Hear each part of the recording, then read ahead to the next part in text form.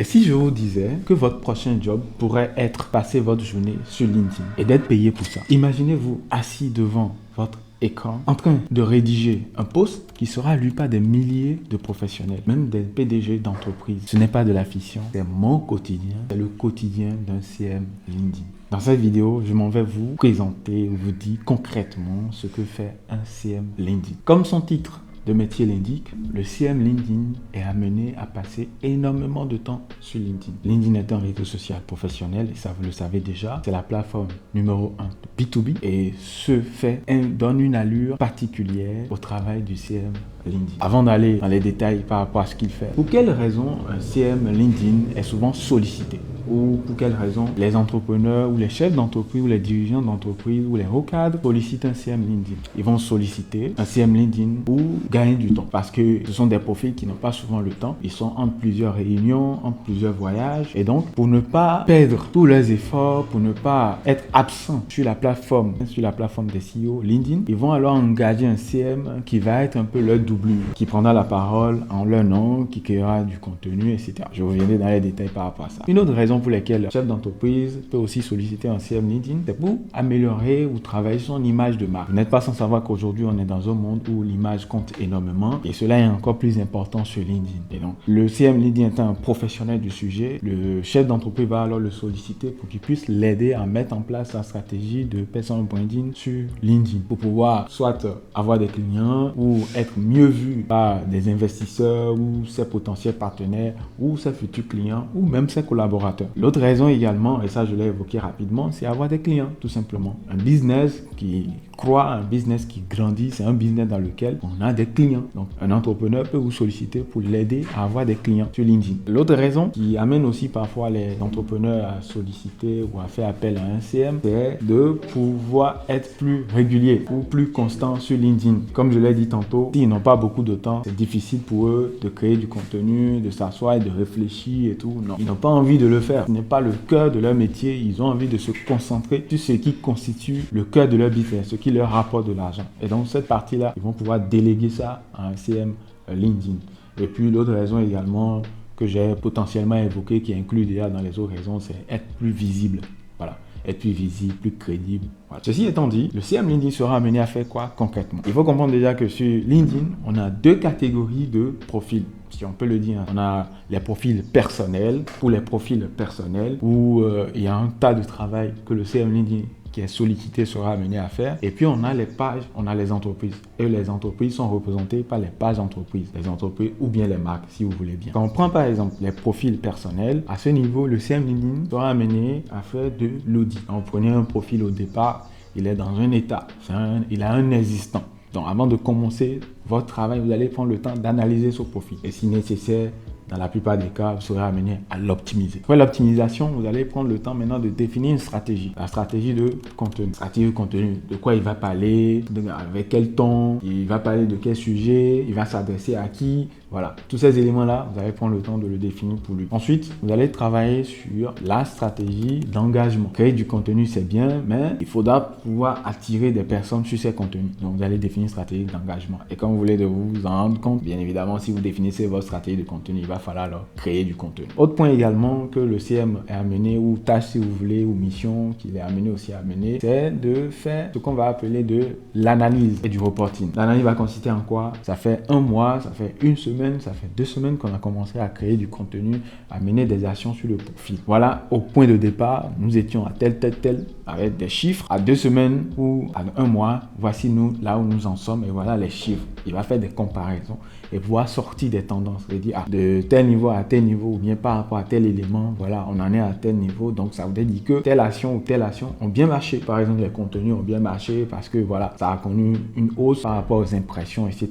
On va aussi aller voir, par exemple, au niveau de la cible et vous regardez, voir si les contenus ont pu toucher les bonnes personnes. Si oui, alors on continue. Sinon, on va revoir encore la stratégie de contenu, revoir encore la manière dont on communique, etc., etc. Autre élément, c'est également une stratégie d'acquisition. En fonction de l'objectif qui a été assigné au CM LinkedIn, on va définir une stratégie d'acquisition. Si c'est pour avoir des clients, on va mettre en place des actions. Si c'est pour plus agrandir le réseau de la personne, on va également mettre en place un certain nombre d'actions. Maintenant, il faut comprendre que LinkedIn est un réseau professionnel et que l'image professionnelle, on doit la construire, qu'elle est importante sur ces plateformes.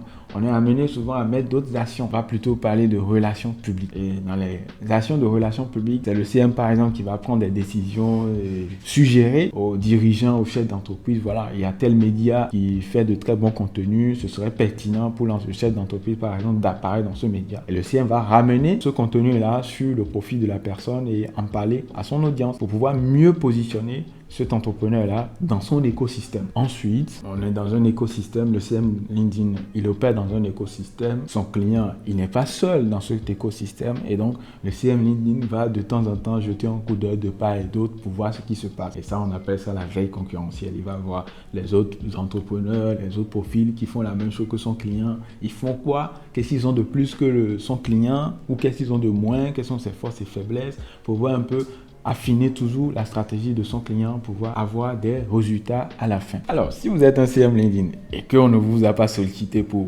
gérer un profil LinkedIn, il est fort probable qu'on vous sollicite pour gérer une page entreprise. À ce niveau-là, ce que vous aurez à faire, c'est pratiquement les mêmes choses que vous faites au niveau d'un profil personnel, mais juste que ici, ce sera beaucoup plus adapté dans le cadre d'une entreprise ou d'une marque. Maintenant, en plus des tâches que j'avais déjà évoquées auparavant pour les profils personnels que vous ferez encore ici également, il y a de nouvelles tâches qui vont s'ajouter. Ici, pour les pages entreprises, vous avez la possibilité ici de faire de la publicité LinkedIn. Pour la publicité LinkedIn, quand on a envie de toucher beaucoup plus de personnes avec la page entreprise, on fait de la publicité LinkedIn.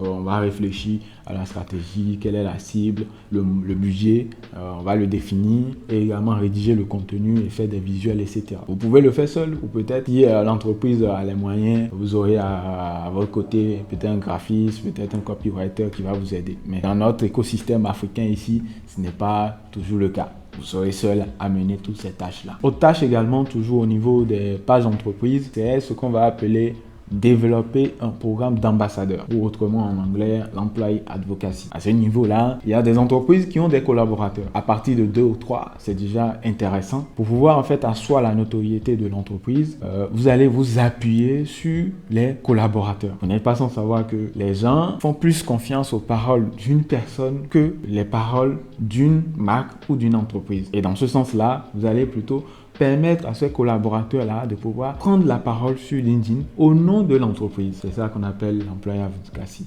Au lieu de faire appel à des influenceurs externes à l'entreprise, vous allez plutôt vous appuyer sur la force de proposition que constituent les collaborateurs. À ce niveau-là, vous allez les accompagner, les former, parce que la plupart ne savent pas forcément comment utiliser LinkedIn, comment faire du contenu. Ils n'ont généralement pas un profil intéressant. Donc, vous, en tant que CM LinkedIn, vous allez prendre le temps de les former, de les accompagner et de les aider à avoir un profil intéressant et également créer du contenu au nom de l'entreprise. Bien évidemment, chaque collaborateur aura sa propre stratégie de contenu, mais qui va inclure les idées ou thématiques qui concernent un peu l'entreprise. De temps en temps, ils vont créer du contenu, parler de l'entreprise. Maintenant, ce qui est intéressant au niveau de la page d'entreprise, c'est qu'il y a un espace réservé pour ça, pour pouvoir prendre en compte tous ces éléments-là et de pouvoir avoir un retour. Que ce soit les statistiques, savoir quel employé a pu faire les publications ou même proposer des posts à ces employés-là. Alors, dans cette vidéo, nous venons de voir de façon concrète ce qu'un CM LinkedIn fait, où il passe sa journée à faire sur LinkedIn. Mais la question que vous allez vous poser, pourquoi quelqu'un serait prêt à vous donner son argent pour faire ce travail pour lui? En fait, il faut comprendre aujourd'hui qu'il y a de plus en plus de personnes qui viennent ou qui découvrent LinkedIn et qui voient en fait que LinkedIn est un réseau social fabuleux qui peut les aider à atteindre leurs objectifs commerciaux, les objectifs de carrière, etc.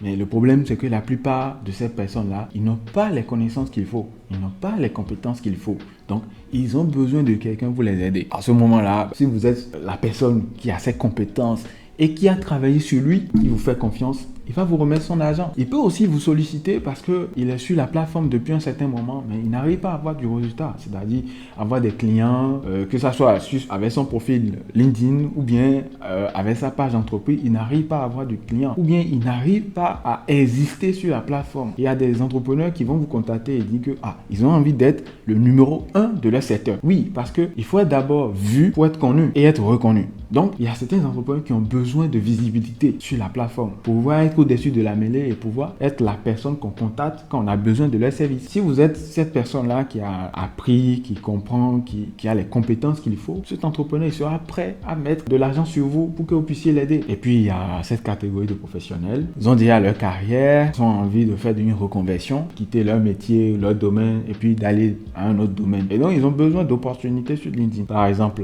se faire recruter, avoir des partenaires qui les sollicitent, des recruteurs qui les sollicitent. Et pour ces profils-là, ils ont besoin de quelqu'un pour les aider, soit pour créer leur contenu, soit pour définir leur stratégie, soit pour leur tenir la main, pour faire de l'accompagnement. Voilà, il y a ces profils-là qui ont besoin de vous. Donc, si vous avez ces compétences, ils seront ravis de vous remettre leur argent. Et puis, il y a ce profil-là également. Ils ont déjà leur stratégie de contenu. Ils savent déjà de quoi ils parlent, mais ils n'ont pas le temps de venir mettre des commentaires. Parce que dans la stratégie d'engagement sur LinkedIn, il faut beaucoup donner à LinkedIn pour que vous puissiez en avoir un retour. Et quand je dis donner, c'est vraiment être là, répondre aux commentaires, aller mettre des commentaires aussi sur les contenus d'autres personnes. Mais si vous n'avez pas le temps, vous faites comment? À ce moment, l'entrepreneur, il va vous solliciter. Et rien que pour les commentaires, vous pouvez déjà gagner votre vie. Les gens sont prêts à payer des montants que vous n'avez même pas idée, juste pour les commentaires. Donc, il y a d'opportunités. Aujourd'hui, LinkedIn est une plateforme qui est encore en pleine croissance. On a atteint le milliard d'utilisateurs sur la plateforme. Et quand on prend les pays africains, la courbe de croissance est encore ascendante. Il y a encore beaucoup de personnes qui ne sont pas encore sur LinkedIn. Et parmi les peu qui sont là, il y a très peu dedans qui arrivent vraiment à profiter de la plateforme. Donc, ce qui veut dire qu'il y a encore de la place pour accompagner des gens, pour aider des gens à atteindre des résultats. Mais pour ce faire, il va falloir alors apprendre, comprendre comment les choses marchent et avoir les bonnes compétences pour pouvoir être la personne à être contactée et bénéficier, je vais dire, voilà, de cette opportunité. Comme vous venez de le découvrir, être CM LinkedIn, c'est à la fois un métier passionnant, mais également exigeant. Et si cette vidéo vous a donné envie d'embrasser ce métier, j'ai un petit cadeau pour vous. Cliquez sur le lien dans la description et puis vous allez le découvrir. C'était votre pasteur LinkedIn. Je suis Maurice Notonji. Je vous donne rendez-vous dans la prochaine vidéo. Au revoir.